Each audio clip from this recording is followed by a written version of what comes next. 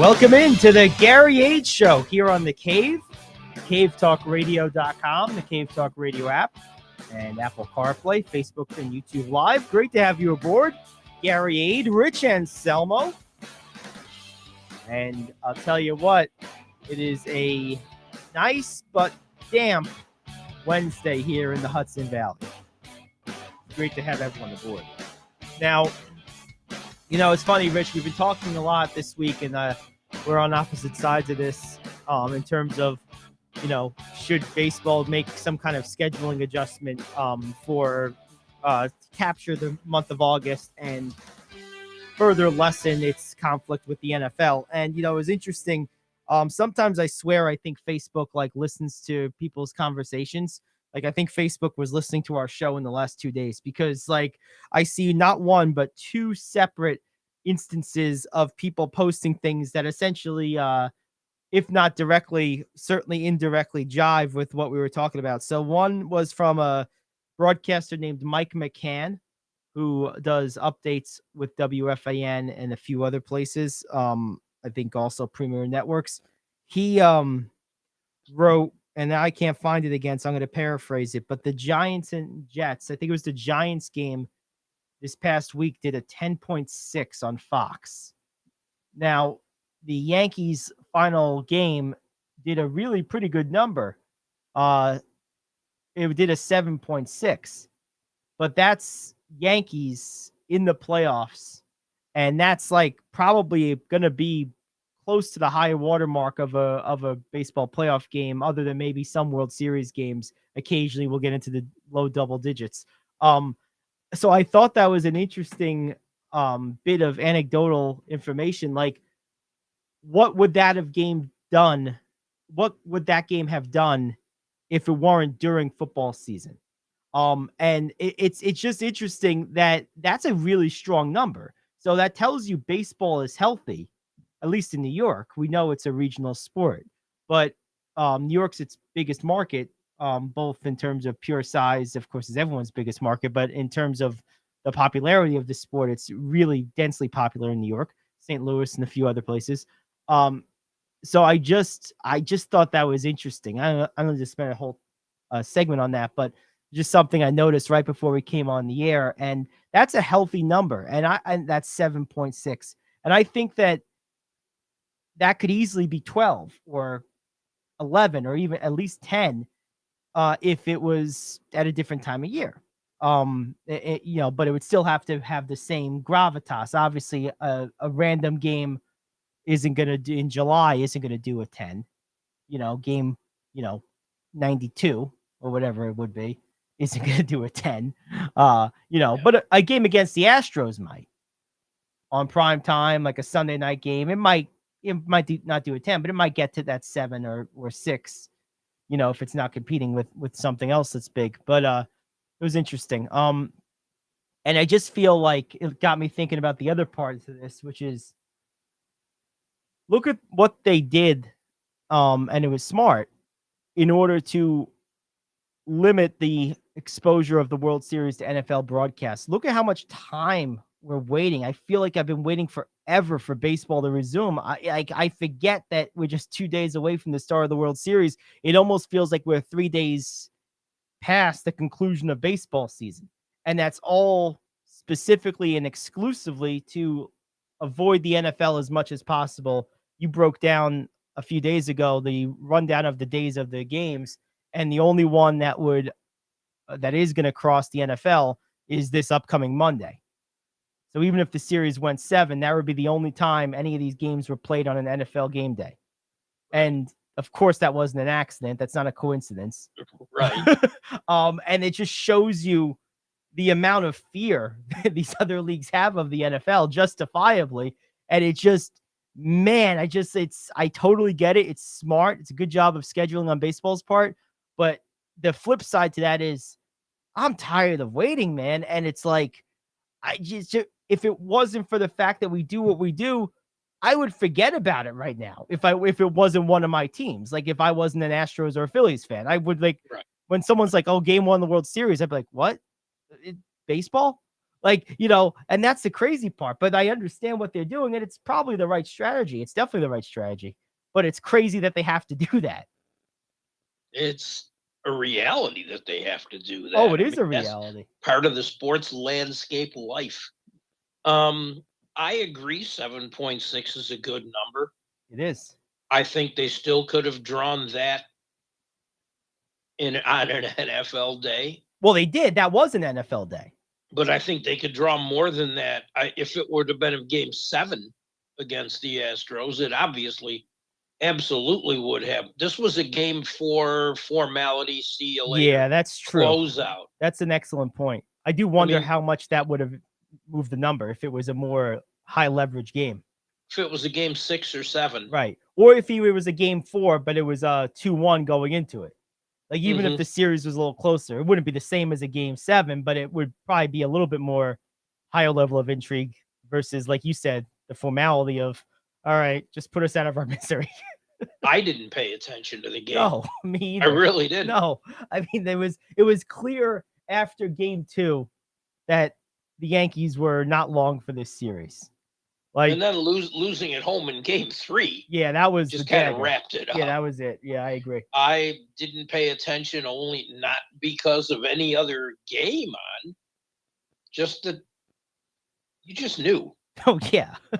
Well, I think, to be fair, I think going into this playoff season, it was a fait accompli. It almost wasn't, but it turned out to be that there would be Yankees and Astros in the championship series. I think we've kind of expected that all season. Yeah. And I was hoping for something else for a change. It would have been interesting had Cleveland managed to win. Would they have played the Astros any different or any better? I don't think so. I think the Astros were just better than everybody. Yeah. In the AL at least. I mean, and I think last I looked at the betting lines on this, I think the Astros were like minus 180 something for the series, like to win the series. So they're almost a 2-1 favorite, a little more than 1.5 to 1. So can Philly give them a series? I think so. I think it's going to come down to, is Philly's pitching able to hold up in big spots? Because I think the Phillies offense can keep them in games. The problem is, God, the Astros are just so friggin' clutch. The Phillies have been clutch in the last month, but man, this Astros team has been clutch for 6 years. Yeah. Like, it's just who they are. And like, agreed. How do you combat that if you're a Phillies staff that's decent but not tremendous? I just worry in those, runners on first and third, or first and second, or third base with 2 outs, those scoring situations later in games. That's a high lot of pressure for a, adequate but not spectacular staff against a team so gifted at coming through in those spots. See, that's where I think this series ultimately tips, are those high leverage situational baseball moments where I just think the Astros are just better than everybody at those moments. They really are.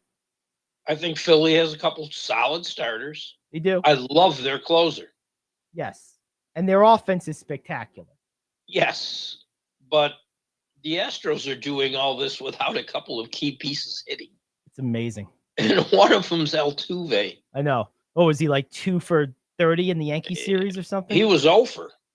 I thought he got 1 hit at the last minute or something. He might have been like 1 for something. I think he got like 1 meaningless hit. He might have been, but it wasn't much. Yeah, no, it was like 1 hit. Yeah, it was like terrible. It was like 1 for 30, and here's their best player. That's not going to keep up. No. Well, and that's a perfect example of what we're talking about. I mean, the 2 best players, the best player for each respective team, Altuve and Judge, in that series had similar stat lines, and you saw how it decimated the Yankees, and like it was just business as usual for the Astros. That's what makes them crazy. That's because, as we always say, the Yankees are a flawed team. They are. They don't manufacture runs. Nope. And the worst part about this no-win situation is that they have to pay a guy who doesn't manufacture runs. He hits a lot of home runs, but it doesn't change what else they need. Interesting. But yeah, I think a game 4 on a close series, or a game 6 or 7 would have easily drawn 10 Oh, I agree. in the ratings. I really do. I think so. I mean, because we've seen baseball games draw 10, 12, 13. Mhm. I think the question is really just it's just a matter of how high could you get that number, like if you're not competing with an NFL game. And maybe we'll find out in this World Series. Look, I mean, because of the scheduling setup we talked about, if this is a competitive series, if we get a game 6 or 7, it'll be interesting, and it'll be especially interesting from the standpoint that none of the traditional power 3 or 4 baseball markets are in there. Philly's a big baseball town. But Houston's been great this decade, but like there's not like a national brand in this series. There's not a Yankees, a Dodgers, a Red Sox. Those are your national brands in baseball. It'll be interesting to see if they're able to, how high they can get that number when they're not going head to head with the NFL, given baseball's a regional sport and these aren't any of the handful of national brand teams. It'll be interesting to see though how those numbers play out. I'll be paying close attention to that. Baseball's own media and media in general is not helping. Oh, you've got the about story of the year building up here with Dusty Baker. Yes. And no one is touching No one's touching No it. one. No, you're right. And that's a failure of baseball. It's a failure of media. Yep. It's a failure of everyone. Yeah, we should be getting career retrospectives, extended sit downs, hell, maybe even a 60 minutes piece. Like, we should be getting stuff like that on Dusty Baker, because you get this feeling this is his last best chance. He's been in baseball for like 100 years. The guy's been a great manager, the class guy, and this is the one thing that's eluded him in his whole baseball life. I don't think he won one as a player either. I don't think so. So, like, I mean, you're talking like he's been trying to get this for like the better part of 50 years. I mean, this is like he's like Mr. Baseball. I mean, he's one of the absolute brand name ambassadors for the sport. You're absolutely right. The fact that that's not like you said, the story of the year is a total letdown by baseball. It really is. It's unexcusable, really. I mean, the NFL can make news out of, who didn't make the practice squad in the first week of OTAs. And that's like national headlines. Now, is that right? Of course stupid. Not. It's dumb. Really is. But it like speaks, I care. No, of course not. There's a lot of you didn't care. Oh, I didn't give a crap. But it speaks to the brilliance of how the NFL markets itself. I mean, the fact that they can pull that off is amazing. It speaks to a few things, but I won't get into it right now. It's absolutely amazing. The word needy comes to mind.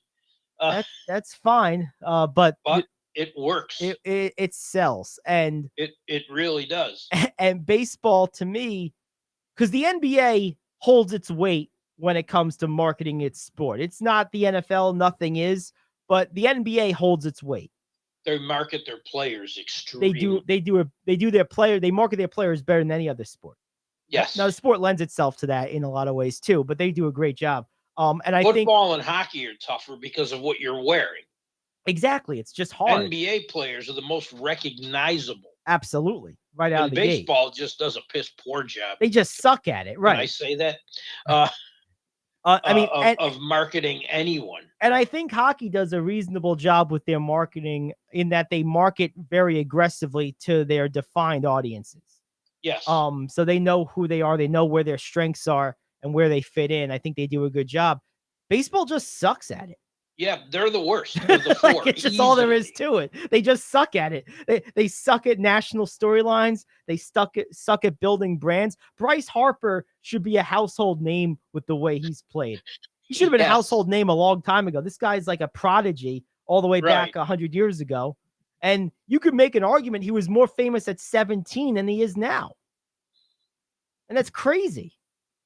Well, when he started the year on the injured list, remember, Philly fans, why are we paying this guy? This is why you're paying him. Idiots. Yeah, it's like the last time baseball truly built a national star was probably Derek Jeter. Yeah.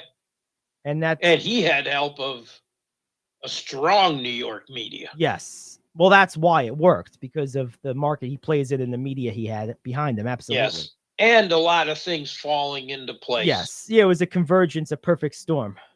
10 years after 9/11, I'm at the new Yankee Stadium to watch Jeter break the team hit record. Yes. And he did in a downpour. Mm. But he broke it. Yep. And those are the kind of things writers dream about, let alone people like us. Right. Oh, absolutely. And writers in Major League Baseball don't do enough.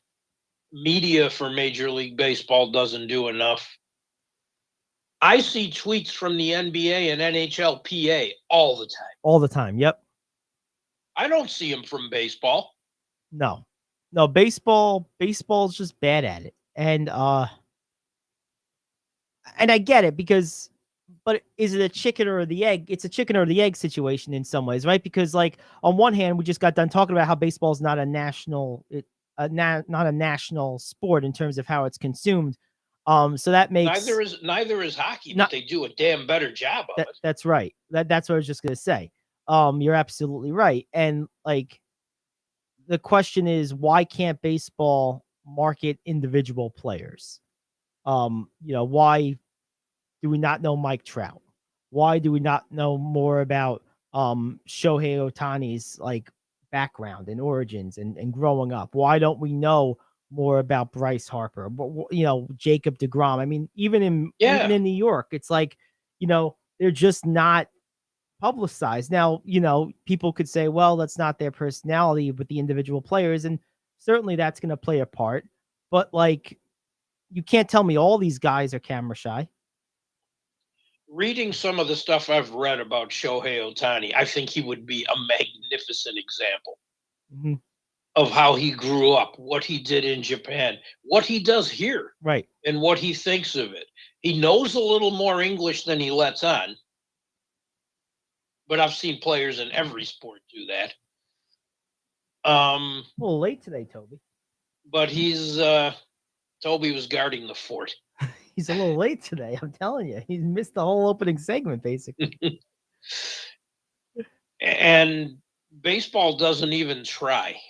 No, they don't try. You're right. And I don't buy the Stephen A. Smith argument. Well, he doesn't speak English. Well, neither does Vlad Guerrero Jr. Guess what? You work around it. Yeah, I do think there is a significant amount of water to that argument that Smith makes.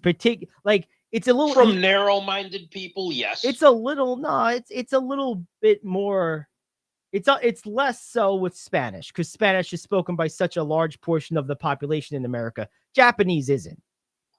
So wait 30 years. It's just not as big of a thing. So I do think that puts a damper on it to a degree, but it's not the whole deal. It's just a piece. Right. If this was a well-oiled marketing machine, that would present challenges, but it wouldn't stop them in their tracks. It's an excuse. The NBA has no problem pushing their non-American stars. Right, but a lot of them, the ones that they push, Giannis, Luka, they have an accent, but they speak pretty fluent English. Same thing in the NHL. You can understand. I can understand Ovechkin better than I can understand Shaq. Might not be the best example. Listen, Ernie, the championships, put it in the paint. Something like that. That Tuesday night NBA crew is the worst. Wait. Ernie's not there. Kenny's not there. Chuck's not there. Shaq's there. Last year it was with Dwayne Wade. Oh, he was the worst. Candace Parker. And some guy at the desk, some random guy host at the desk. Great. Doesn't work. No. Doesn't work at all. This year I've stayed away from it for that reason. It's those three guys. Those are the it's Ernie, Kenny, and Chuck. And Shaq is just along for the ride. That's why it works. Yes. And TNT knows where their bread is buttered. They just paid them a fortune. Yes. I bet you know what? I'm sure this breakdown's available somewhere. I bet you there's nights where the Hume audience during the pre-post or halftime show is equal to or higher than that of the game. There is. There are those nights. That's probably the only time in like sports television history that that's the case is with this group. But they really are the show some nights. I mean, when you get like a crappy game, like let's say you get the Lakers and I don't know, the Spurs or something on TV, and it's just not a good game. It's like sometimes you probably get more out of the pregame show or the postgame show. Oh yeah. I mean, I think it's funny when Shaq would Barkley would make a comment on one of those games, and either Kenny is saying to him, "You weren't even watching," and it would be a Sacramento game or an Oklahoma City, and Barkley's like, "I don't watch bad basketball." Listen, Kenny, the Queens, man. I don't watch bad basketball. Well, what were you doing back there? And Barkley's normally watching hockey or something. Yeah, he's a big hockey fan and a golf fan too. Barkley's just a big sports fan in general. Mm-hmm. You love that about him. I like these guys who are like who are other sports fans. Brady's a big sports fan too. He's a big basketball fan in particular. Yeah. So it's always cool. All right, let's take our first break. I'm sorry. No, go ahead. Finish up. No, I give TNT credit. Oh, they're great. No other network. ESPN doesn't do that kind of a job. Right. No, they don't. They have a different structure. Now, because they're doing sports all day. Right. Where TNT isn't. But TNT nails the Thursday NBA and Wednesday NHL shows. Oh, they're great at it. They nail it. Yes. They have the right personalities. Yes. And like there's 3 NHL games tonight. They get good games. Mm-hmm. And that doesn't hurt. That's why tomorrow night there'll only be a few NBA games. Right. I'll say this too. We'll head to break, but I think personally that you're absolutely right. TNT is just so good, but I will say this. Now, TNT's in-game announcers are very good too, but yes, there's nothing like the trio of Breen, Jackson, and Van Gundy. They're just the best in the business. In game, I could listen to them call a game of crocheting, and I would be interested to a degree. Those 3 are like a comfortable pair of shoes, a reliable pair of jeans. They just fit. They're just comfortable. It's consistent. You know what you're getting, and you're happy with it. They're just straight good, and I can listen to them all day. For years, too. Forever. And Van Gundy and Jackson sound like an old married.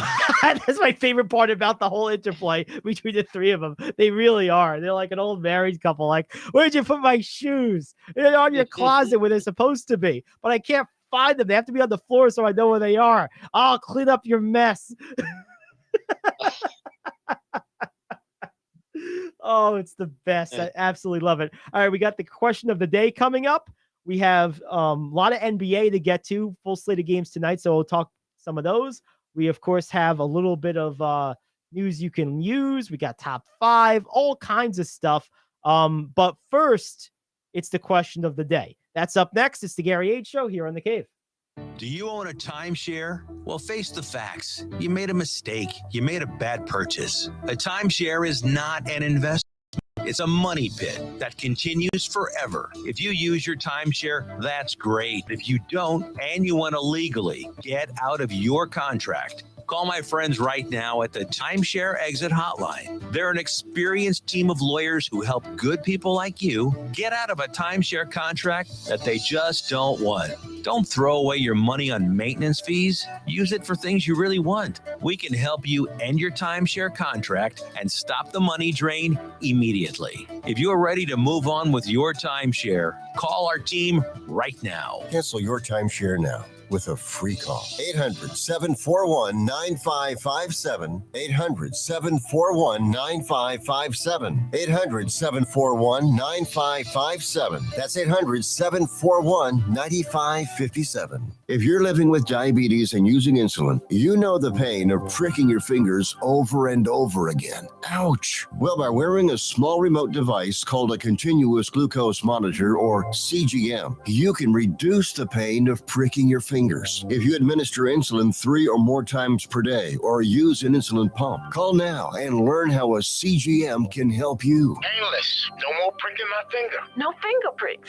Convenience. They delivered it free and they took care of all the paperwork. You can reduce pain right away. Plus, it's accurate, easy to use, and helps you spend more time in range. And if you have insurance, you can get a new CGM at little or no out-of-pocket cost. Call now and get free shipping of your new CGM. Plus, we'll bill your insurance for you. 800-826-5884. 800-826-5884. 800-826-5884. That's 800-826-5884. All righty, it's time for the radio question of the day here on the Gary Ayd Show. Let's check it out. MasterCard is remaking trophies. I am KO, back in 1 minute with your sports question of the day. Greece is cheap. But the airfare costs a fortune. Paris? Not much closer. And again, airfare. What about Puerto Vallarta? Let's face it, flying anywhere is just too expensive. Wait, what's this? Low-cost airlines. With one call to low-cost airlines, you'll drastically slash your travel costs. We're talking insanely low airline prices to any of your favorite destinations. Where would you like to go? London, Rome, Costa Rica, Australia? Wow, that's cheap. So why wait? Call now to learn how crazy cheap it is to fly anywhere in the U.S. or international. Our prices are so low, we can't publish them. The only way to get them is to call to instantly hear the most amazing best deals on airline travel. It's that easy. So call now and start packing. 800-648-9175. That's 800-648-9175. Women's Rugby World Cup sponsor, MasterCard, has debuted what the company is calling the world's first Sonic Trophy. The very unique Maori-designed award captures live-action audio from each of the ongoing matches, as well as live match commentary and fan reactions. The first-of-its-kind award will be presented to one winning recipient from each of the 26 matches, establishing a new precedent for celebrating the player of the match long after the match has ended. Question: would you rather have a Sonic trophy with sentimental value, or something along the lines of the FIFA World Cup trophy, which was made using 18-karat gold? Well, I think that's an unfair question. Of course, I want the World Cup trophy. That's the ultimate trophy.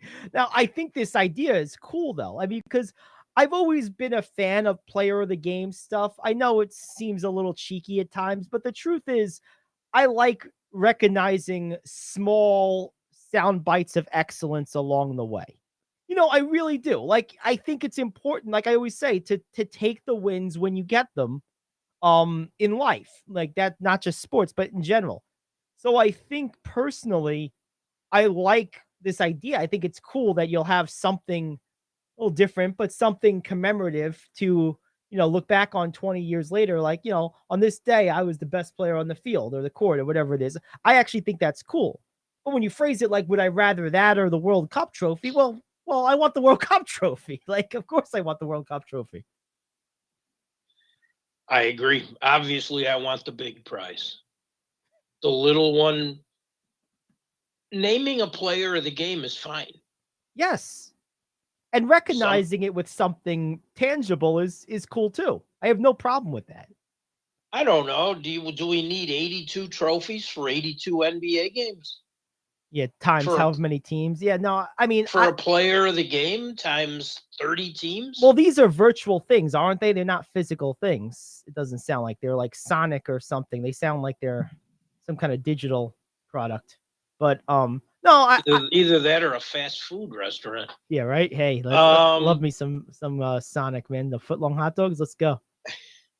No, I don't know. To me, it would be meaningless. I wouldn't bother me. But I really wouldn't care. Yeah, I mean, from a fan's perspective, I don't think it matters. From a commentator's perspective, I don't think it matters. But I do think that if you're one of these people that is not going to get the more standard season-long awards. Like, let's say you're, I don't know, a Malik Monk. I'll just use him as an example.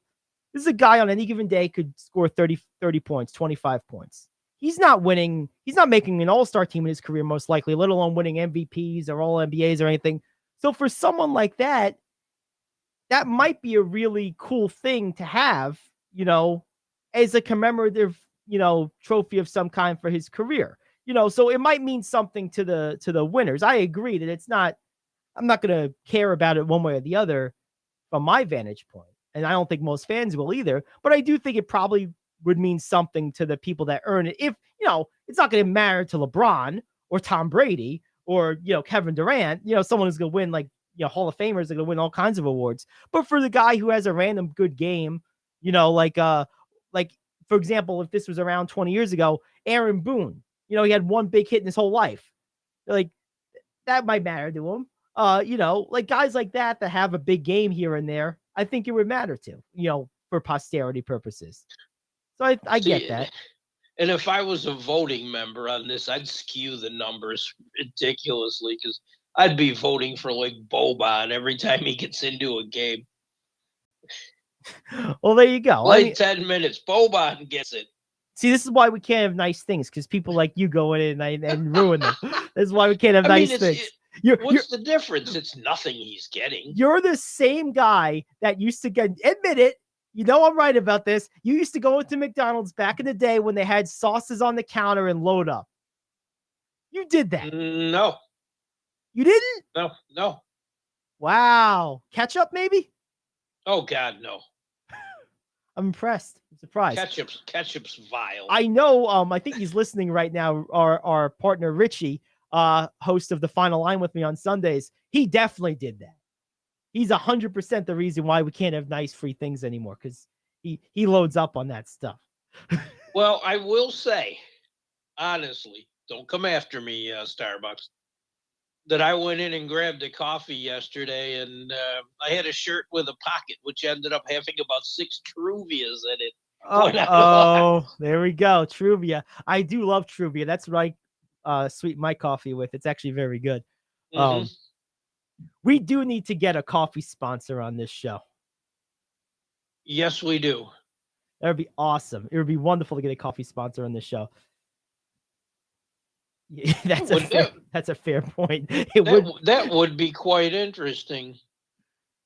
It would matter to Brady, etc., because they wouldn't have any room in their house. Yeah, they'll have to start renting self-storage units for all their trophies. They probably do that already. Scott, I agree with you 100%. Yes. Yeah, I think that's probably true.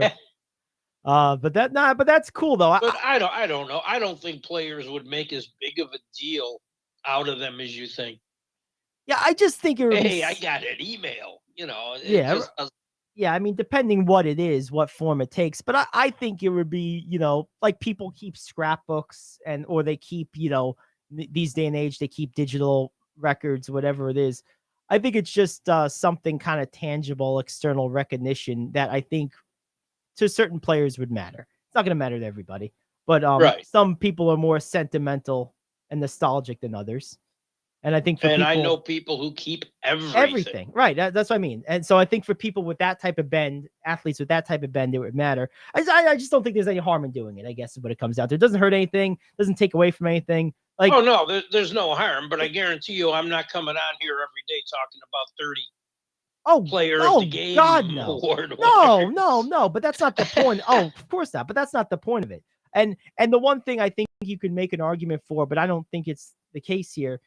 I could see where some people would look at it as like a participation trophy, but it's really not, because at least for that one game, you had to be exceptional to win it in that game. So it's not a participation trophy. If it were a participation trophy, 17 guys on each roster would be getting a letter. That's right. Yeah, it's like making your high school tennis team like I did. Why? Because I showed up to tryouts and they were like, "Oh, good, there's a warm body here." I was like, "Okay, so what's this love? Where is this guy?" Oh, well, you mean that's the term of a game? What? Like, I didn't know anything about tennis. It's like, what do you mean love? Like, I'm getting is a blind date? Like, I'm looking around for a girl. I look at a coach named Love or something. Like, no, no, no. That's when they knew they were in trouble. It's like, oh God. It's like, yeah, I didn't say I knew what I was talking about, whether I could play. I just said I could get a letter if I just show up. Ended up trying out for baseball and basketball, making them both. And someone tried to talk me into trying out for track. They said, well, you need another letter. I'm like, no, I don't. What? I don't care. Well, you need another letter. I went to one of the practices and I saw how much they ran. And nope. Sorry. No That's too bueno. much running. No Not bueno. doing it. All the way. No way. I agree. You know what's funny? I remember in high school, we had this guy who my buddy Richie. You know, he was a big he played football and he wrestled. But football, wrestling and cross country, their seasons intersect. They're the same season. And the wrestling coach rather that he had in high school was shall we say passionate about conditioning. Obsessive or almost neurotic. Like he ran these guys all day. If it was a 2-hour practice, it was 90 minutes of running. And the cross country guys routinely, because I would stay after school a lot of times and watch them, practice. Because there was the where the track was adjacent to the handball court. I like to play handball in high school, so I would often see both teams there. I would see the wrestling team on the track, and the cross country guys ran around the perimeter of the school grounds. Basically, was their route. But the cross country guys would be in for 30, 40 minutes, and they'd be done basically with that part of their practice. And they would routinely stop and be like, "You guys run more than us."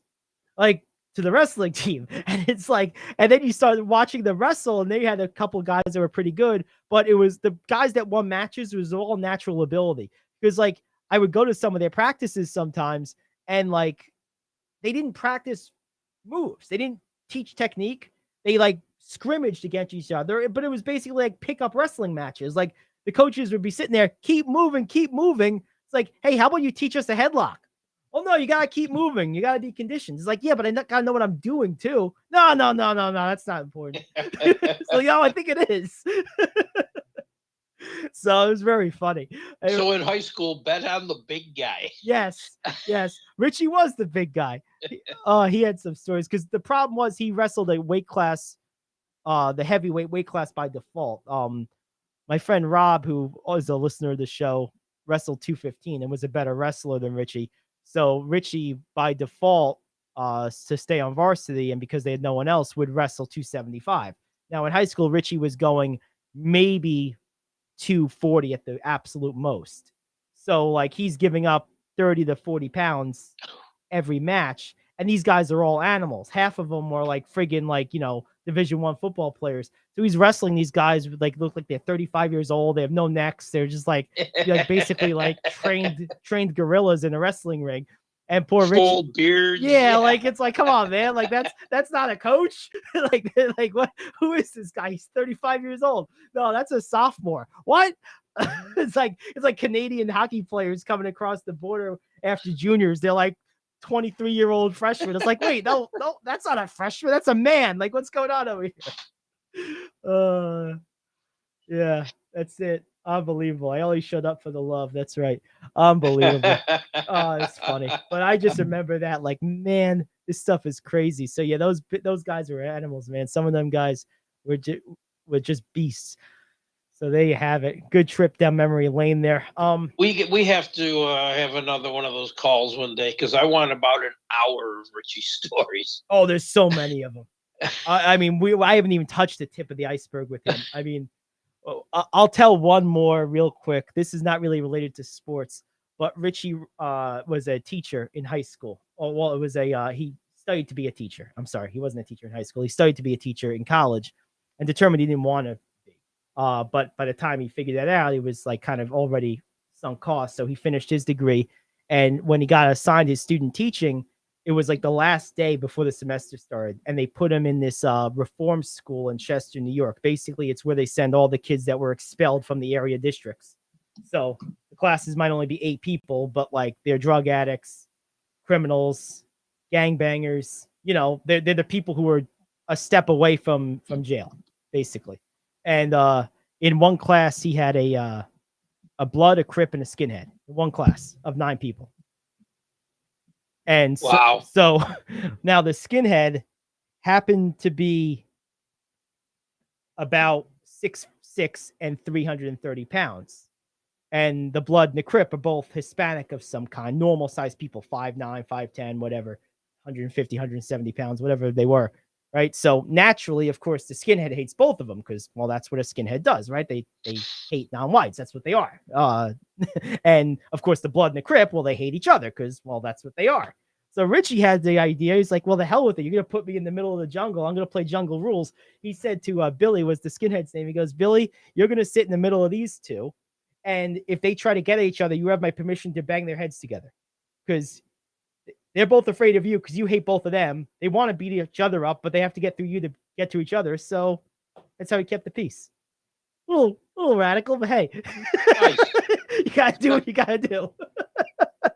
It's like Anything to keep that seat. that's I like right. it. He's like, I'm just going to let him self-police. I'm going to put the big guy in the middle of the two smaller guys. The big guy hates both of them. The two small guys hate each other, but they're both afraid of the big guy, so no one fights. Keep the peace. That's good. That's it. All right, It works. let's take a quick break. We'll come back. We'll get a little hockey scores in, and we have a few other things to get to as well. We'll have some NBA. I want to break down the games, and we'll have a quick look ahead to maybe our first couple of looks at what are some early emerging storylines in the NBA of teams that maybe are being a little surprising, maybe are underachieving, overachieving. So we'll get to that as well. But next, I hate to break this to you, and I hate to interrupt you like that, but that was your top 5. oh, okay. Well, then there we go. So we will get to that. There we go. Early storylines. What are you playing, Facebook and reading my mind, or what? I don't know, man. I guess I must be. It's like we know each other or something. I don't know what's going on. That was actually your top 5 for today. Well, that's what we'll do then. Do I have to come up with another one? No, that's fine.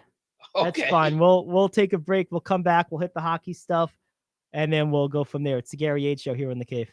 Are you like me? You have health insurance, but you don't have dental insurance. Do you need to get to the dentist right away? Maybe you need an implant or some other major service. Well, I found a dental insurance plan that's just right for you.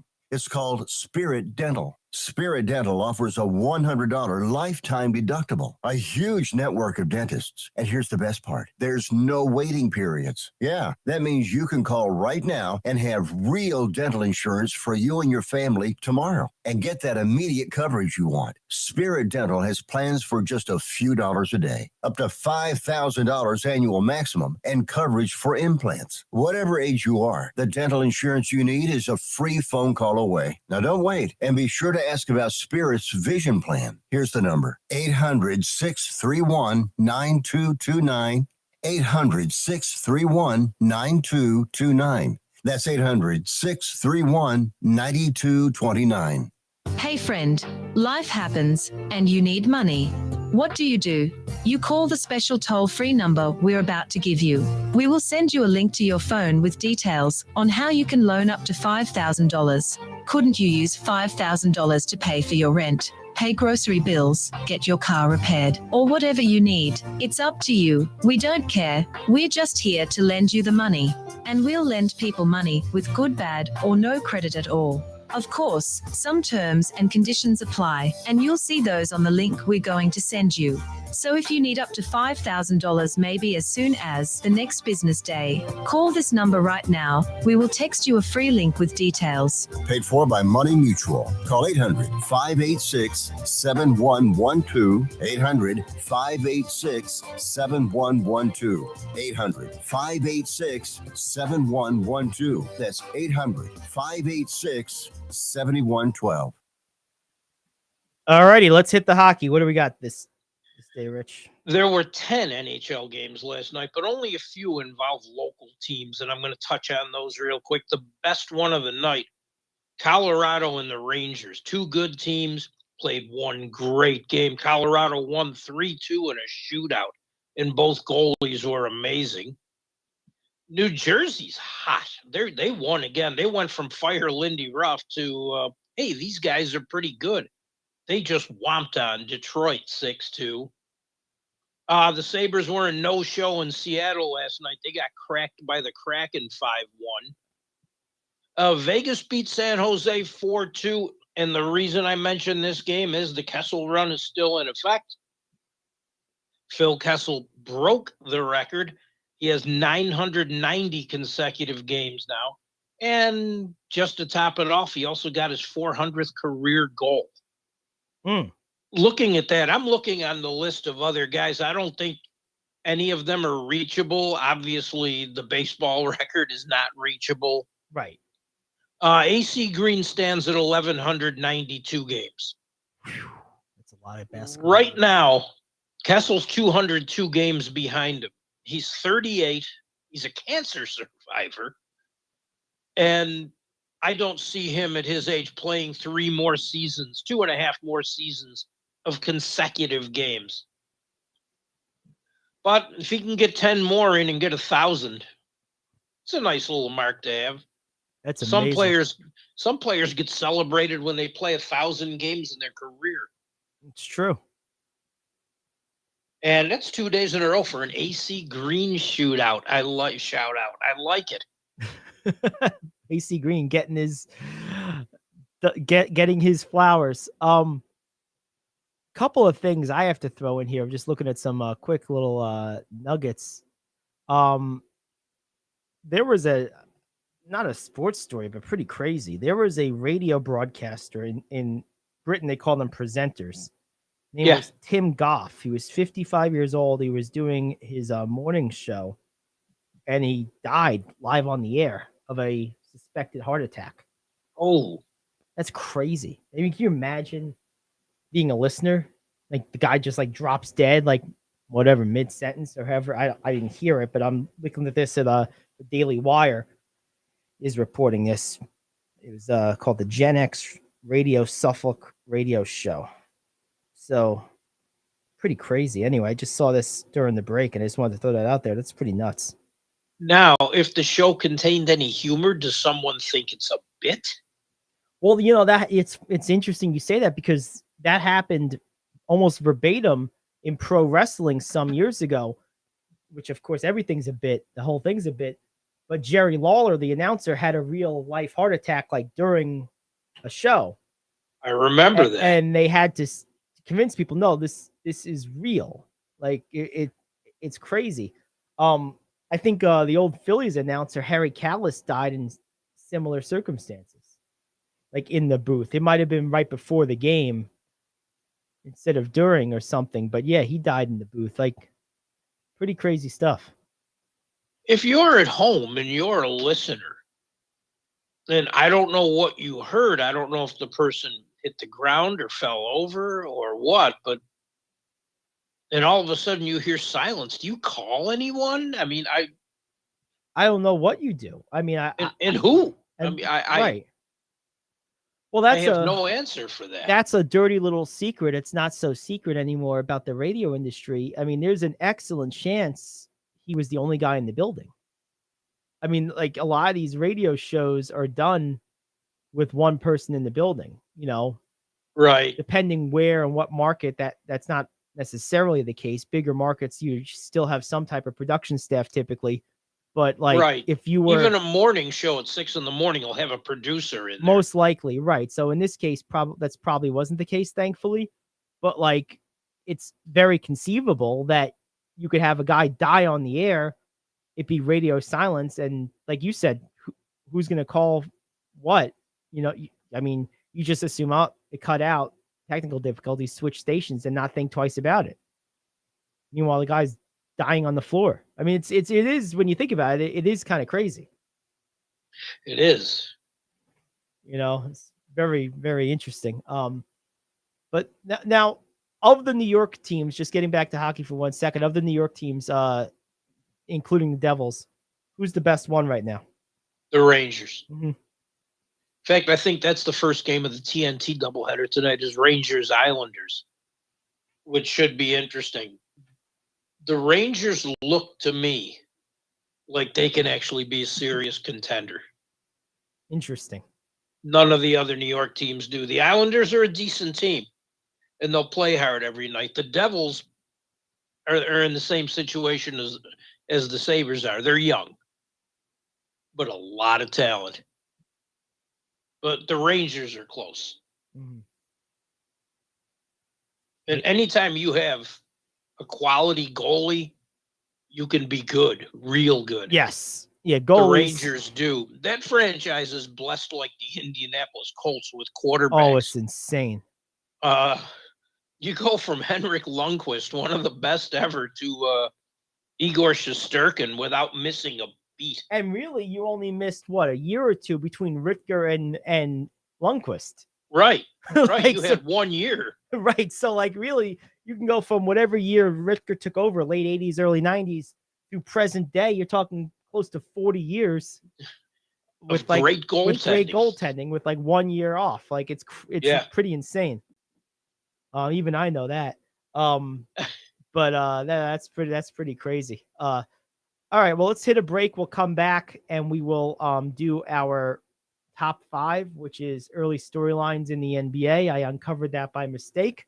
That telepathic Professor X powers I got going on today, I guess. Wait a minute, but you're the bald guy. Like, you should be Professor X over here. Like, what am I reading minds for? Yeah, but you could make the Kessel run faster than me. I don't know. I need the Millennium Falcon to do any Kessel runs. I'll tell you that. All right, let's take a break. We'll come back. We'll do the top 5, and then we will continue on from there. We got news you can use. Of course, we have our NBA breakdown for tonight's games. So a lot to get to. Got a whole hour to play with. It's the Gary Ayd Show here on The Cave.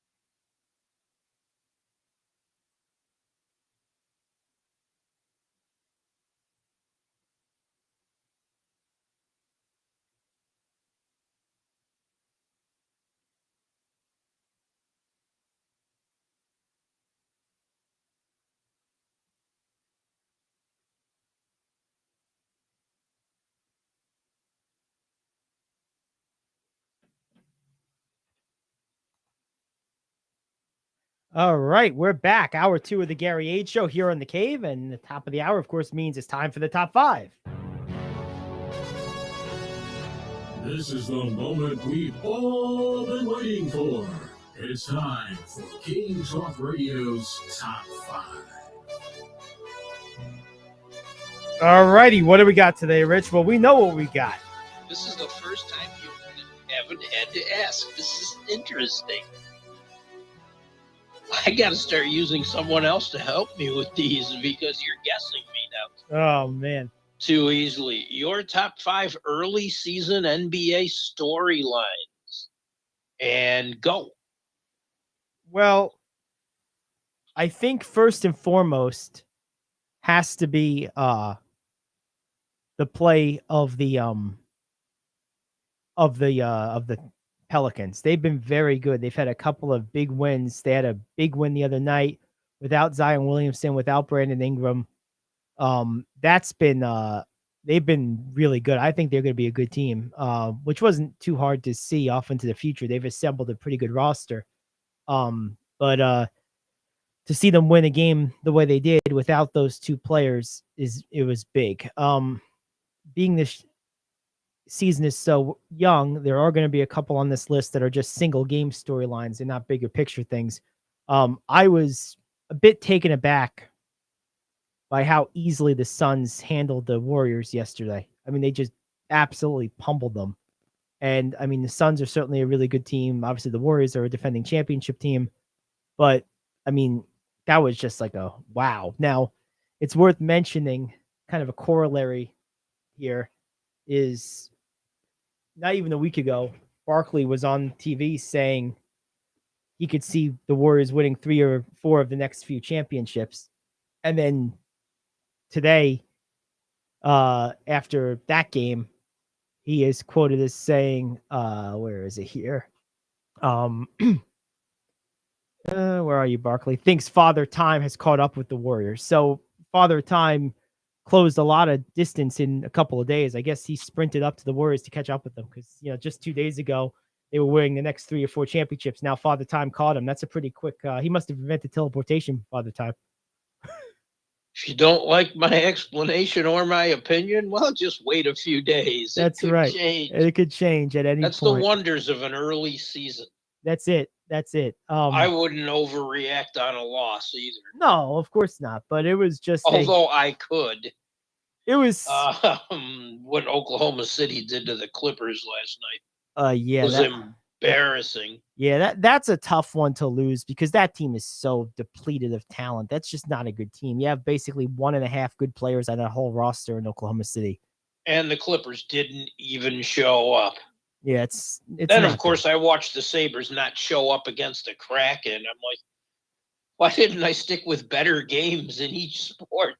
This is terrible.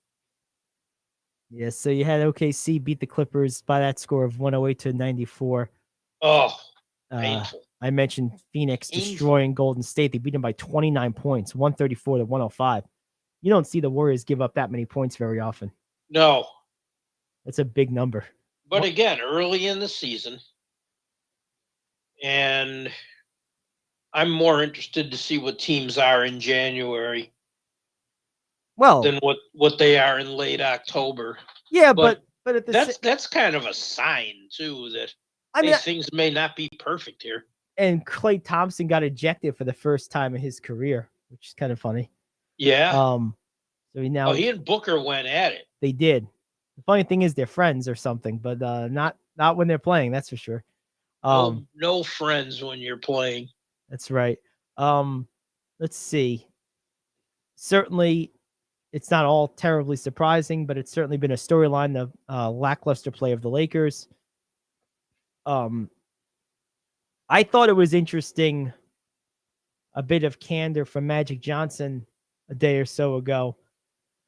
He was giving an interview, and he basically said he was asked how he thought Kareem is going to handle it when LeBron passes him on the all-time scoring list. And he said, not well. Really? Yeah, he said, I don't think well. And wow. I didn't see a long extrapolation on that. but I thought that was interesting. There was some third-party inference as to what Johnson may have been referring to, which, was basically Kareem and LeBron are not exactly friends. So it might be more Right. of a who it is versus that it's happening type of thing. He just has a personal beef with LeBron or LeBron with him or whatever it is. Basically, it stems from Kareem being nosy and saying, basically criticizing LeBron as a buffoon for saying, he understood why guys didn't want the vaccine. And that's, I think, the origin of because it's a relatively recent beef. It's not like a long standing thing. Yes. So that's, that statement, when LeBron said that, that surprised me. yeah, I was surprised that he was that candid about it. Because I expected party line more, Yes, me too. NBA storyline Exactly. on that. And he shocked me on that. And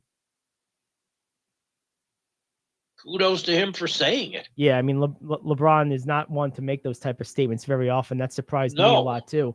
And I guess it just angered Kareem to the point where Kareem's calling LeBron names. Like, I thought Kareem was supposed to be smart and wise and an elder statesman. Like, I don't know. But that's where that came from. So I think that's certainly the Lakers play is a big storyline for me.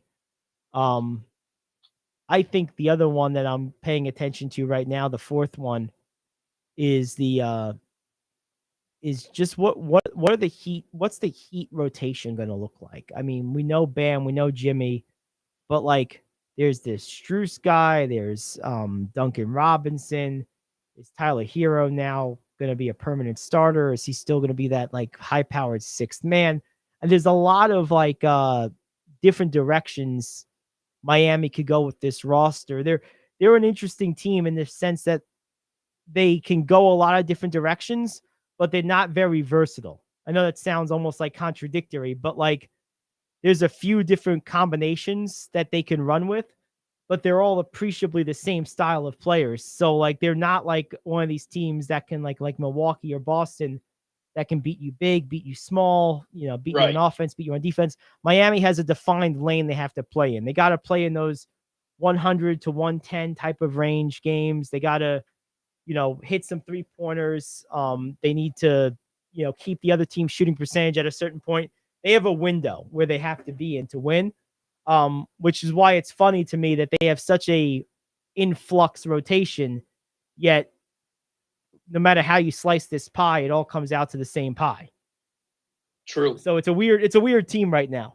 They're very good. That's why I think Duncan Robinson is so important. He has a dimension that not a lot on that team have. Mm-hmm. I agree. And then I guess my last one is I'm just curious to see how this whole thing with tanking plays out and this mid-season tournament and these like couple other things that are in like the news, like a broader NBA news type of thing. None of these are going to happen this year, but any of them could be announced this year. Another one that could be announced is players being eligible out of high school again. That's been talked about aggressively recently. So those type of big picture things, typically you'll hear formal announcements of those type of things if they're forthcoming around the All-Star break. So that's something that I've been keeping a close eye on. And, we were just talking about it the other day. Adam Silver was talking about the issue of tanking and really getting pretty radical about trying to correct it with the relegation, which he then said wasn't going to happen because it can't really. But it's interesting. If they're talking about something as radical as relegation, that tells me they're going to do something significant somewhat soon. Because even to talk about something that radical in a public way says that this is a big topic of concern. Although talk doesn't really mean much because it's something they can't do. No, but what it indicates is that they're going to do something. They are looking at it. It indicates they're going to do something that they can do. The fact that they'll talk about something that extreme, even hypothetically publicly, tells me that they're going to look at something more practical that's also maybe on the significant side. They need to. Yeah, and I think they will. That's what that tells me. All right, well, there you have it. So that's my top 5. So putting that in order, number 1, I think, is the the play of the Pelicans. They've been awesome to watch. Number 2, I think, is the whole dynamic around the Lakers is just like a car wreck. It's not like you know what it is, you saw it coming, but like you still can't keep your eyes off it. It's one of those type of things. I think that's on the agenda. Number 3, I'm gonna go with the Miami rotations, such as they are. Number 4 is gonna be just the game last night with the Suns and the Warriors. That game was crazy to me. And number 5 is going to be this whole big picture NBA news that could break later this year. That's being talked about by the commissioner, not just by pundits. So it's something to keep an eye on. So those are my top 5. And I'm intrigued by it too. I'm very interested to see what they do. There are so many storylines in this league. I've got a couple that I'm going to be touching on news you can use. NYCU to make it easier. And there we go. And it's already been an interesting year, and I think it's going to get even more interesting. I also understand why the Lakers are there. Drama doesn't concern me on the Lakers because they thrive on That's the Lakers' secondary name. The term Lakers is a synonym for drama. It is. But play on the court would concern me. Oh, yeah, it has to. How could it not? And I know we discussed this yesterday, but I'm adamant about the fact that trading one guy is not going to fix it. Yeah, well, you need more from Davis. That's the bottom line. It all really goes back to that. If you all of a sudden, even if you didn't move Westbrook, if all of a sudden Anthony Davis was playing like 2020 Anthony Davis, this team would be a whole lot better. Even if you made no roster moves at all. If just that happened. Still got to find a place in that round hole board to put that square peg. That's it. No, I know, but if Davis just played his capabilities, this team would be a whole lot better. Just that alone would make a huge difference. I remember when I was coaching in the minor leagues, I had a big kid from Hofstra on my roster, and they said, "Wow, he is good." He was 6'10" and about 330. And when he played in college, he was like 280. Someone says to me after a game, if he was 285, he would be dangerous. He'd be the most dangerous guy in this league. And I told him if he was 285, he wouldn't be in the league. Right. He'd be either in the G League or maybe the NBA. Right. That's a shame when guys literally eat themselves out of better jobs. I saw this guy have his shot blocked because he couldn't get off the ground, and it was embarrassing because the guy I saw in college was a beast. And he had a little run in the G League. Right. That was a fun coaching job, too. I coached a guy from the G League. I coached a former NBA player. Who was the former It was NBA great. guy? Billy Owens from Syracuse. Okay. This was after he was out of the league. He would go out in the game and throw up 19, 9, and 6 without breaking a sweat. Yeah. In a minor league. He had so much talent. It's amazing. Although that minor league was a very good league. It was right behind the G League as far as competition. It's amazing when you have a guy like that, right? Like, this is a guy who, I guess, ostensibly passed his peak, which is why he wasn't in the NBA anymore. Right. But still so much better than guys who are really a level or half a level removed from that same level. It's amazing the difference in talent with that small step up. It's such a small but huge step at the same time. It's really incredible. Having seen a lot of G League games, I second that because that's a step that is not easy to make. Well, that's what Silva was talking about when he was hypothetically discussing this relegation thing and the promotion of the top 2 G League teams each year to the NBA and the drop of the bottom 2 NBA teams to the G League. He said, the problem is those teams that got promoted, you wouldn't be equipped to compete at the NBA level. And Right. that's exactly correct. He's 100% right about that. I mean, on any given G League roster, what, one, maybe two guys Maybe two. Yeah. who may play in the NBA at some point, and in almost all cases, it's briefly two-way contracts, 10-day deals. Every once in a while, you'll get a guy who breaks through, but the real talent that comes to that league comes through that Ignite program.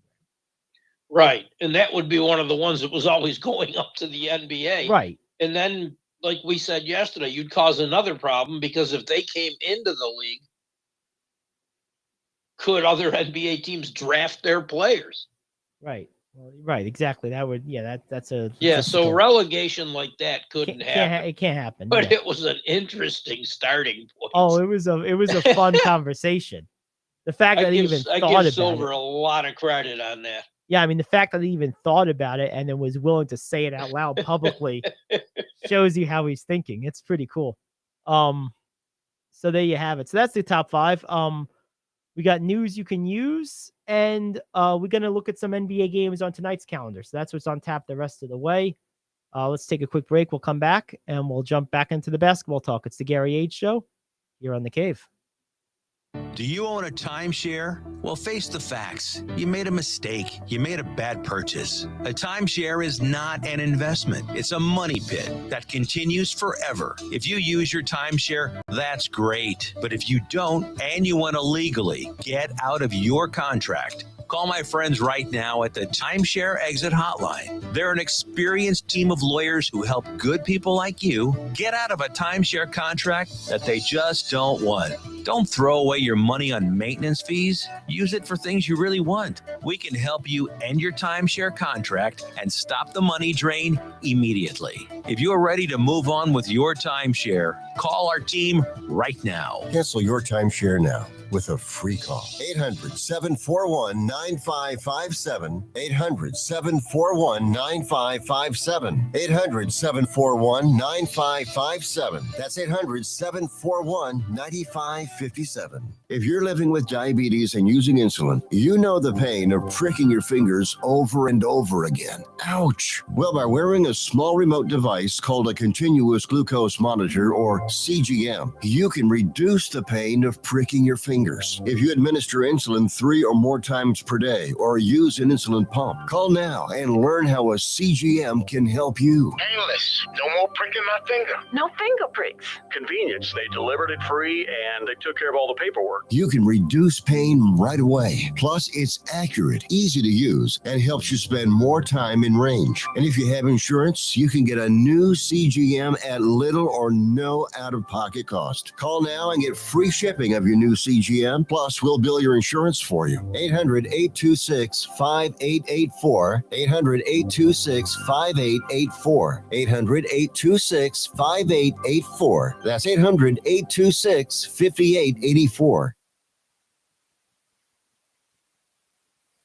All right, we're back. And let's take a look at some NBA games, Rich. What's catching your eye real quick? Got a 10-game schedule tonight. And some interesting stuff out there. Both local teams are playing. Brooklyn's at Milwaukee. That is the first game in the ESPN doubleheader. Charlotte is in the Garden taking on the Knicks at the exact same time. Second game of the NBA doubleheader is Lakers at Denver. And that's not that appealing, but the only other 10 o'clock game is Miami at Portland.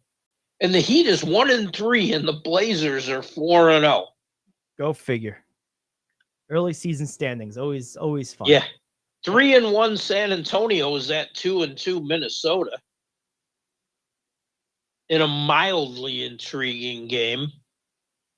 And Philly is at Toronto to play the Raptors, which should be a good one. Is there anything catching your eye? Yeah, so I'm looking right now. Here we are right here. Oh, picking this up. I'm looking at New York and Charlotte locally. Charlotte's been an interesting team, even without their star player to start the year, with Ball being hurt. And the Knicks have played pretty well. I've been impressed with how they've integrated Brunson. I think Thibodeau has done a good job. You could tell it pains his soul to play this up and down, fast-paced style of basketball, but he's doing it because that's the team he has, and that's the mark of a good coach. Thibodeau hates playing this way. It drives him crazy. Yes, but he's doing it. And the Knicks are 7.5-point home favorites tonight, so that's a game I want to take a look at. Another game that's interesting to me, and they're 0-4. But for the first time in a while, there's reason to watch the Magic. There's players on that team that are interesting now. Of course, the rookie's the biggest one, Banchero, but Franz Wagner is interesting. I think that their whole front line, the way they rebound in general, is interesting. And I think tonight's matchup with the Cavaliers has the potential to be a fun matchup for front court play. So I'm going to be watching that. I'm going to be watching that pretty closely. Yeah, that does sound like an interesting game. I want to see Banchero and company go up against Jared Allen and Evan Mobley. Yes. No, exactly. I don't think Orlando has backcourt players to touch. No. Touch the Cavs backcourt, whether Garland plays or not. And they just don't have the depth to stay on the court with Cleveland. But it'll at least be interesting. And Banchero, they finally have a player to watch. They do. No, in Orlando. He's the real deal so far. I like him. Oh, he's good, man. He's really good. He reminds me of like a young,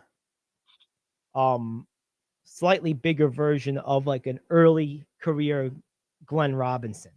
This guy can just flat out get buckets. Big, strong body, gets to the rim, can shoot. Hopefully he's not the hothead that Glenn Robinson turned into later in his career, but talent-wise, that's who he reminds me of a little bit. That type of player. Got a little Antoine Jamerson in his game, a little more conventional, less herky-jerky. Jamerson was a funky player, but a very productive player. He got the job done, even though he never looked like he had a clue. Yeah, he was very strange. But I like this kid a lot the first few games. So he's a guy I'm going to continue to pay attention to. One more game that I do want to call out in the Eastern Conference, Bulls and Pacers. Chicago, to me, is a team that I think is going to have a decision to make after this season. They're solid and good, but you get the feeling they really have no upside with this current roster. I think they've kind of maxed out what they can be, particularly in the current East. So the question is, do you go the way of San Antonio and what Oklahoma City did a few years ago and just completely blow it up? Or do you try to add on to it? Do you try to reload on the fly? I think that's too big of a market.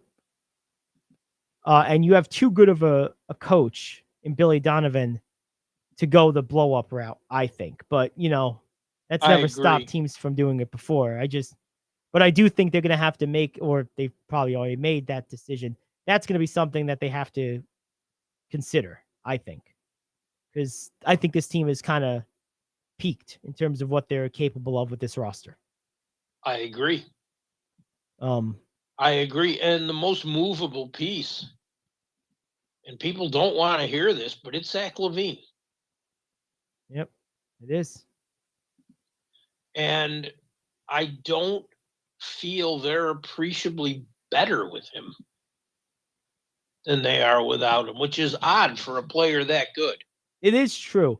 It's always funny how there's players like that throughout the NBA who are in every way productive and good, and you want them on your team. But then, like, you look at the results and you think, well, we could have done that kind of without him. Like the best example of my lifetime of this type of guy, the one that was the most perplexing to me, was Tracy McGrady. As great as this guy was, I mean, there was a time he was one of the maybe 5 best players in the NBA for a 4-year stretch. You never really got the sense that any of his production made a hill of beans a difference.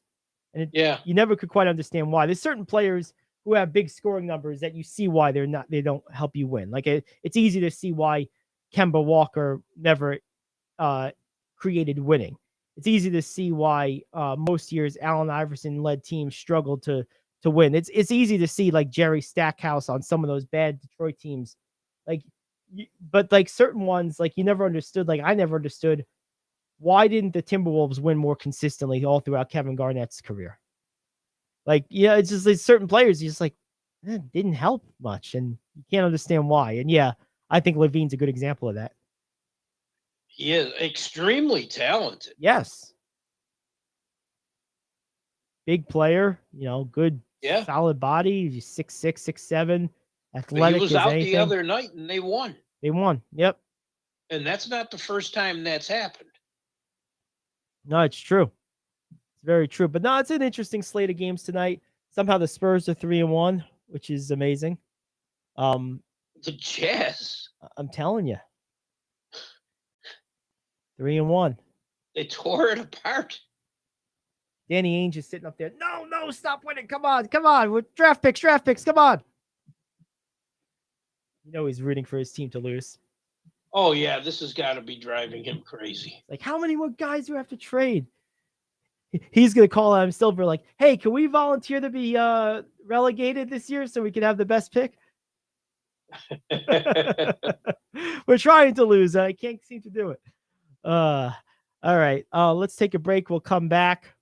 We got one segment to play with before we hit news you can use. Maybe we start looking at some of what's going on as far as it relates to the World Series matchups, how the pitching lineups are matching up. We can look at that. We'd also take a look maybe at some of the NFL matchups for this week, any injury news or anything like that. So we'll just take a quick little tour around the sports world. Come back. We'll do news you can use. That's what's on tap the rest of the way. It's the Gary Ayd Show here in the cave.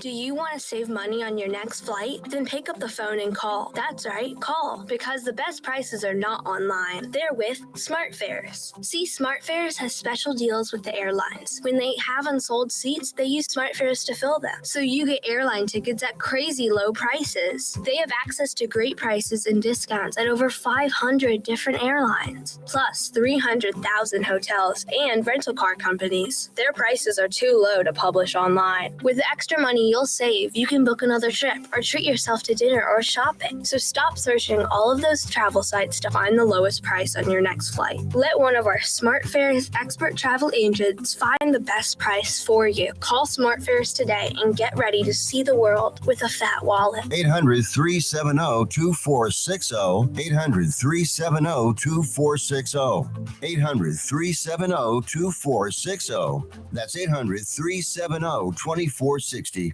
Come on, you watch the news. Be prepared to pay more taxes. Then if you owe back taxes or haven't filed in a few years, get ready. The IRS, the largest collection agency in the world, will be coming after you. With the power to collect taxes by any means they want to. Hey, they can freeze your bank account, your passport, even padlock your business. Oh, good times. Look, if the IRS claims you owe them $5,000 or more in back taxes and they're coming after you, don't panic. Call my friends at Get a Tax Lawyer first. Their job is to negotiate with the IRS and save you money. They're experts at it. That's all they do, and you can trust them. In some cases, they have reduced a $50,000 tax bill to less than $1,000. If you owe the IRS $5,000 or more in back taxes, call now for a free consultation. Call 800-649-8617. 800-649-8617. 800-649-8617. That's 800-649-8617. All righty, we're back. And we got a couple of things to get to before news you can use. Where do you want to start here, Rich? I haven't seen the pitching rotation yet. Mm-hmm. I'm assuming if everything goes to form, it would probably be Aaron Nola for Philly and maybe Framber Valdez for the Astros if they don't open with drawing a blank. See, it's been too long. Verlander. Yep. but I have not seen any information about it. Here's an interesting story that broke. Serena Williams is hinting at coming out of retirement. Apparently, she's doing the Tom Brady thing. She goes home for a couple of months and like, oh God, this is domestic life. Yeah, get me out of here. Yeah. Hopefully, it doesn't go the same way Brady's relationship went. Oh, I think Serena holds all the cards in that relationship. I would say so. I would say so. She's got every advantage. She's a woman. She's the famous one. She's the more wealthy of the two. They have a baby, which means she's gonna get the kid if they split. Yeah. She's got all the cards here. Absolutely right. But interesting how quickly that's changing. Yes. Yeah. So you got that. 5 players to watch out for. Okay. In the World Series. This is an article from Yahoo. Of course, the first one, Bryce Harper. Yordan Alvarez, the second. They say he was due. And he did struggle. He was the other guy besides Altuve. He was only 3 for 14 in the Yankees series, and he struck out 6 times. Yeah, he had 37 homers and 97 RBI this year. I'm not really worried about him. No. I think he rounds back into form just fine. Verlander, of course, is the third one on the list. Why should we watch him? Maybe a 1.75 ERA. And he's going to be 40 in a few months, and he's still looking like this. Kyle Schwarber. Beast. Which is quite obvious. And Jeremy Pena, the rookie shortstop. He had a nice year. I mean, he hit about 250, 253 to be exact, 22 homers. In the postseason, he's hit 303 with 3 homers in his first 7 games. That's not bad. He hit a series clinching home run against the Mariners, the one in the 18th inning. And then he hit the 3-run shot in game 4 against the Yankees. If the rookie goes deep in the last series game, does he get any run here for playoff MVP?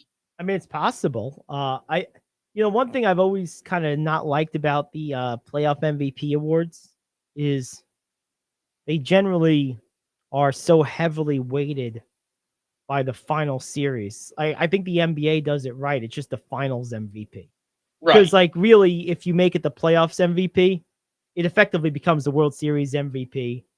I guess baseball is the only one that does the postseason MVP, right? Or does hockey do that too? Hockey does it too. Yeah, I don't like that because, but the balance in hockey is pretty good because every team's playing 4 distinct series. Well, yes and no. I mean, let's say you have a guy who has let's say you play in the first round series and you have one guy who scores, let's say it goes 6 games and one guy scores 5 goals and has, 12 points. That could very well be a ranking statistic achievement for the entire postseason, even if he only plays the one series. But that guy's not going to get playoff MVP. No, and those numbers go away quickly once you get into the 3rd and 4th rounds. Well, yeah, which is why I think it really should just be a finals MVP, really, because that's really effectively what it truly is when it boils down to it. I kind of like the idea, even for here. I kind of like the idea of a playoff MVP. If it's done right. Well, because you almost can't win it unless you play in the finals. I mean, because if you get eliminated in the first or second round, there's almost no way you're going to win it. Right. You might have a small chance, but unlikely if you get eliminated in the conference finals. And even if let's say you play great in the first 3 series, and stink it up in the final series, a la Daniel Murphy in 2015 with the Mets, you're still not going to win it. Because if, you might, but if your team wins, you might. But, usually they give it to the guy who, what have you done for me lately kind of kicks into play. Well, even with the Super Bowl, how many losing players have gotten the MVP? I know of one. Well, yeah, no, it's not.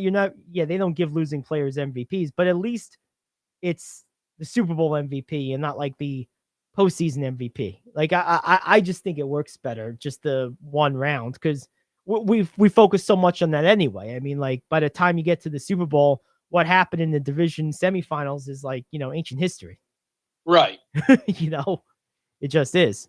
But no, that's cool though. I mean, I like where this World Series is lining up. There's a lot of potential storylines. Does Altuve rebound? Is Bryce? That's a big one. That's a big one. Does someone from the Astros step up again? It was Alvarez in a couple of big spots. It was, Pena at different times. Is there a different guy, or do they start getting expected production from their big name guys? Because they won against the Yankees with their quote unquote other guys, really. Right. Like these, right, because Altuve and Alvarez didn't do a lot. Bregman too. He wasn't very good in that series either. I expect Bregman, Tucker. Yep. They have so many guys that can step up, though. That's the thing. It's a scary team to have to plan for. Yeah. On the Phillies. And what about on the Phillies side? What if you're looking at a guy like Walsh to all of a sudden have to pull an Al Weiss and have the hitting series of his life? Yes. Channel Daniel Murphy. Yeah. Yeah, no, that's what makes it interesting and fun. Well, what would be really cool is if this series turned into a slugfest. Because, like, both of these teams have so much offensive potential and so much offensive firepower. It would be cool to see these games be 6-5, 5-4, games like that, because those scores with these teams wouldn't be bad pitching or something. It would be like just awesome offense. And it would bring both bullpens into play, and Yes. both teams have excellent closers. Yes. Dominguez and Presley are both outstanding. Very true. I ran across. Go ahead. I was just gonna say I'm just disappointed that I'm not gonna see Kelly Jensen in the World Series with his. I'm still waiting for his first pitch of his career to be completed with that windup. What happens with the pitch clock next year? Oh God, that's true. That's actually a good point. I love it. I saw something I really want your opinion on. I know what your opinion's going to be, but I'd like to know why. Okay. During the 2022 minor league and the Arizona fall league seasons, Major League Baseball's been experimenting with an automated ball strike challenge system. They're testing this technology, and they're not using the umps like some people want them to do for some reason, to call balls and strikes. And the AFL experimented with that as well. But hitters, catchers, and pitchers, and only them, have the ability to challenge a call, which triggers a visual of the pitch on the video board. Each team gets 3 challenges a game. If you're successful, you retain them for future use. I'm not liking this because I think they're trying to shorten games. The players seem to like it. Your thoughts? I just don't like it. I mean, the thing is, like, for me, I don't like it probably for a different reason than most. It's just another talking point with people trying to interject officiating into the relevancy of games. I just don't care. You could have a fucking pigeon, excuse my language. You could have a pigeon call these games, and I wouldn't care. Exactly. Toby's Is that a on it. ball or a strike? Yeah, right. I just don't care. So like whatever is going to produce the least amount of discussion about officiating one way or the other, good, bad, or indifferent, that's what I'm in favor of because I don't care. I chalk it up to players miss plays, umps miss calls, and that's just that. It's just part of the game, and I don't care. No and I difference get that, although I will differ on some of the more egregious ones. But, I mean, the fact that it went viral this year when a Yankees prospect, Jason Dominguez, challenged a call and drew a walk. Right. And it was all over social. All over. Well, the thing is, like, that's the other thing is, like, if we're going to get into it specifically, I don't want to see long drawn out challenges at all. Like this is how I would be in favor of it. If you want to go automated like this, no challenges. Like that's the trade-off. Because like I don't want to. What are we gonna have a computer challenge a computer? Like because it's not totally automated. They're not using. They gave up on the idea of the robot umps. So then what is it? It's was it a camera or what? What are they doing?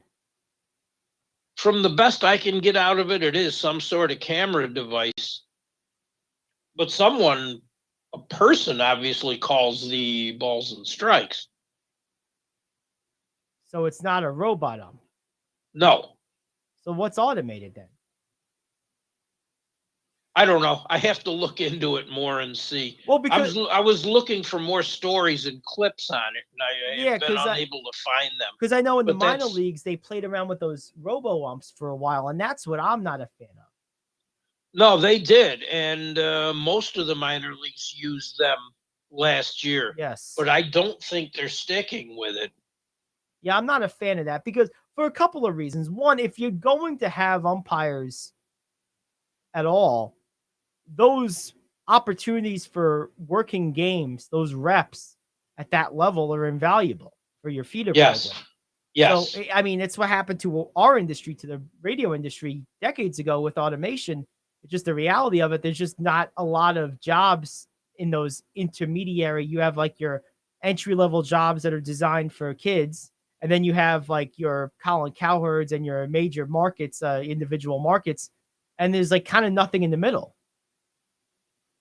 And that's the direction baseball would be going with a decision like that.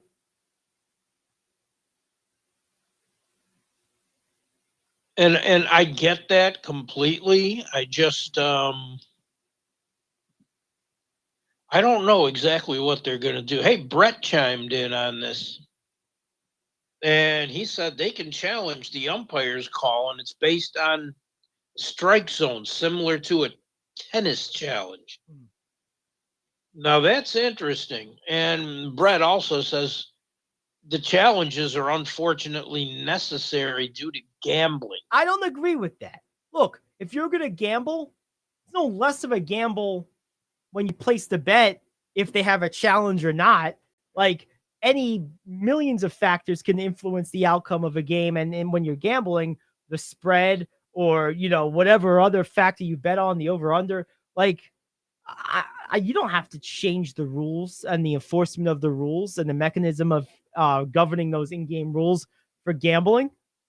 No, that's not necessary at all. I don't agree with that. I do understand where he's coming from on the K-zone thing. That's a good explanation. But again, now we're getting into challenging balls and strikes, which is just going to elongate. It's going to be counterproductive. If, like you said at the top of this, Rich, if the plan is to use this to try to shorten games, but now we can challenge balls and strikes, it's going to come out in the wash. Nothing's going to happen. It's just going to be different. And I get the strike zone is the most frustrating thing. Right. Because everyone's is so much different. You never have the same strike zone twice, it seems. But that's part of the gamesmanship, right? I mean, like the great batters, for time immortal, whether you're talking about way back in the day with Ted Williams, or you're talking about like today with someone like Jeff McNeil, the great batsmen, they know the strike zone of all the umpires. They know the pitching tendencies, and that's a huge part of being a great hitter. And it's a fun part of being a fan of the sport, watching that. I mean, there were players like Bonds is an example of this. Umpires would like defer to him at times because of his knowledge of the strike zone. Maybe they shouldn't do that, but it just goes to show you what a skill that is.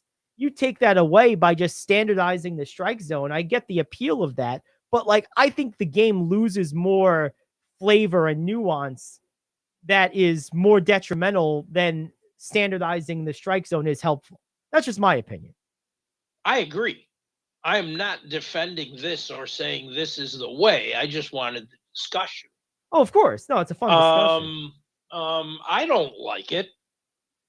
I really don't. But then again, I consider it messing with baseball. But I consider getting rid of a shift messing with it too. Yeah. Learn to hit. It is messing with You're it. getting big money. Learn to hit. Leave the game as it is. Do the pitch clock and stuff. That's a necessity. Learn to hit. Yeah. A shift is a strategy. I hate when strategy is removed from a game. Yeah, if you can't hit the other way, that's your fault. I see both sides of that one. I hear where you're coming from with that, and I do agree with you to a degree.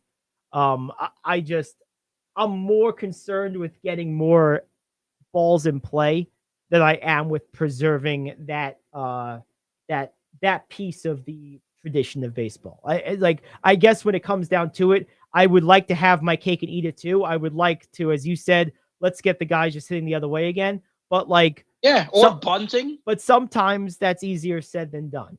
You got four guys on the one side of the infield, and third base is completely open.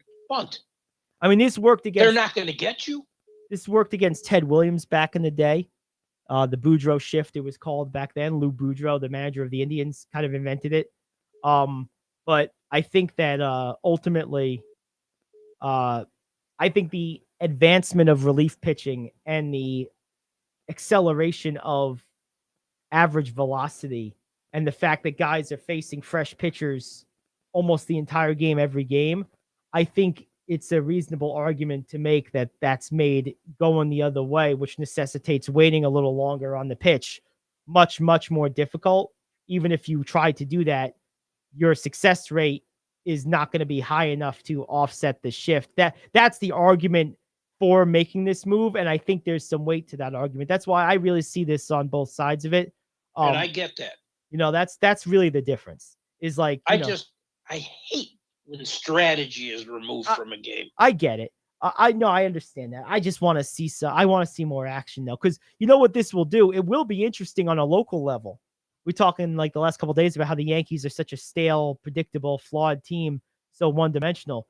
These rule changes, the pitch clock and the shift being taken away, may force them to be a little bit more, dare I say, adventurous at the batter's box. Maybe. I don't know. I think it's going to be something to watch for sure. All right, let's take one last break. We'll come back. We'll wrap it up with news you can use. It's the Gary Ayd Show here on The Cave.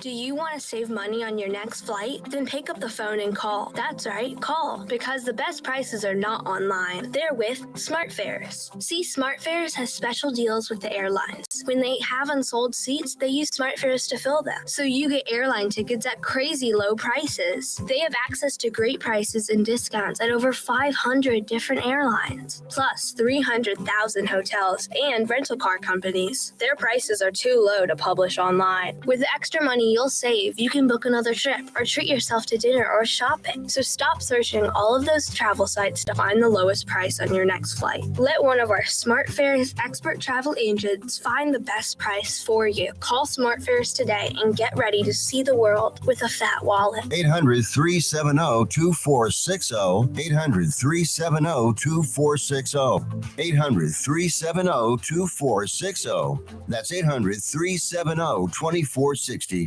Come on, you watch the news. Be prepared to pay more taxes. Then, if you owe back taxes or haven't filed in a few years, get ready. The IRS, the largest collection agency in the world, will be coming after you. with the power to collect taxes by any means they want to. Hey, they can freeze your bank account, your passport, even padlock your business. Oh, good times. Look, if the IRS claims you owe them $5,000 or more in back taxes and they're coming after you, don't panic. Call my friends at Get a Tax Lawyer first. Their job is to negotiate with the IRS and save you money. They're experts at it. That's all they do, and you can trust them. In some cases, they have reduced a $50,000 tax bill to less than $1,000. If you owe the IRS $5,000 or more in back taxes, call now for a free consultation. Call 800-649-8617. 800-649-8617. 800-649-8617. That's 800-649-8617.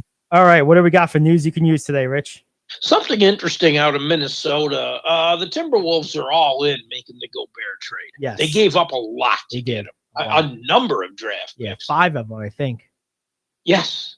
Anthony Edwards came out yesterday and said, 4 games into his 3rd season, I have no energy at all. I have so much trouble playing back-to-back games. The numbers show it. He's averaging 4 points a game less when he plays a back-to-back. And his shooting percentage drops from 44 to 38%. Jeez. He's 22 years old. How? That's got to be conditioning. It is conditioning. It has to be. Karl Anthony Towns made an interesting statement. He said, maybe I could do a better job of teaching him how to take care of his body. I know y'all think it's funny when he's up here talking about Popeyes and all that shit. That doesn't make me happy to hear. Well, I mean, and I even texted you yesterday. Oh, that was funny, yes. Sometimes you just crave a 2-piece and a biscuit. That's it. But I'm not a high-level athlete. Karl Anthony Towns said, we're high-level athletes. This has to change. Well, I mean, good for Towns for trying to throw out some leadership. But, like, if you're ever going to believe in the old saying, consider the source when deciding what leadership to follow or not follow, whether that's a subconscious or conscious decision, Karl Anthony Towns is not a high-ranking source of inspiration with what he's not achieved to this point in his career. And this guy's not a third-year guy. I mean, was this guy 7 years into the league now? 6 years into the league? I mean, like, he disappears all the time in big spots. He doesn't rebound his position. He sits out there and takes pot shots when he could be dominating around the rim. Like, I don't really care what he has to say. Well, I get what he's saying. Oh, he's not wrong. He's Edwards right. Eats like a 21-year-old. I mean, and he has walked up in a press conference with his Popeyes. Yeah, I mean, he's not wrong in any way. It's just that if I was on the receiving end of a lecture or even a criticism from someone like that, I would kind of look at him sideways a little bit. I just, go ahead and take care of yourself, big guy, before you talk to me. I would too, but it doesn't mean he's not right. Although he is right. Towns isn't the example. No. You would want to set, but I could see where it would frustrate players. He's not the only one frustrated. And maybe on that's that team. And maybe that's where the acquisition of Gobert, as much as they paid to get him, once he becomes a accepted presence in that locker room over a little time, maybe he's the guy who has to step in and do that, because Gobert you should listen to. I mean, Gobert is he might be a limited player in terms of his versatility, but one thing about Gobert is he's an all-time great at his role, and he gets every ounce of ability out of the talent he has, and he's available almost all the time. Yeah. For a long period of time, He is. He's a guy you can listen to. Although, let Gobert. Let's get with the bleach hair. Okay, come on. A little much, but hey. No one's perfect. But come on. We've seen Rodman. I mean, this is nothing. I thought that was Billy Idol though for a minute with that hair. My God. I like Billy Idol. So sue me. Oh, Rebel Yell. All right, what else we got? You got time for anything else? Oh man, we're running way back. Colts owner Jim Irsay led the charge to bench Matt Ryan. Now, 9 months ago, it was Irsay telling Ballard, the GM, get Matt Ryan. Yes. I don't like it. I think a head coach should make those decisions, not an owner.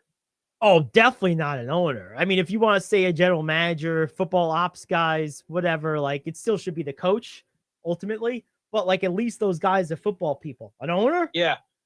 No. But Irsay instructed Ballard 9 months ago to make that trade. Get us Matt Ryan. Aaron Rodgers is unhappy with his teammates. Yeah. In other news, water is wet. Yeah. What else is new? The sun comes up in the morning. Yeah. Guys who are making too many mistakes shouldn't be playing. Well, you'd be out there by yourself, Aaron. Yeah. And then you'd be the only one making the mistakes. Brittany Griner's appeal was denied. This is sad. U.S. still wants a prisoner swap, but they don't want to give up a terrorist, and I understand why. I'm actually impressed that Biden's held out on that as long as he has with the political pressure he's received with this off and on. And he has. Yeah. That great statesman Kyrie Irving called him out today. Oh, wonderful. Or yesterday, saying, come on, POTUS, do your job. He is doing his job for once. He's doing what he needs to do, and that's the most important thing. No, he's right. Yeah, no, it's going to be interesting. All right, well, tomorrow we have Thursday Night Football, World Series on Friday. Good slate of NBA games. We broke those down today. We'll talk about them tomorrow. And that about does it for us. We'll be back tomorrow, probably a little abbreviated show tomorrow. We'll keep you posted throughout the day, but we'll be back tomorrow at some point. And, of course, Friday with our picks. It's the Gary Ayd Show. We'll see you then. Titillating Sports is next here on The Cave.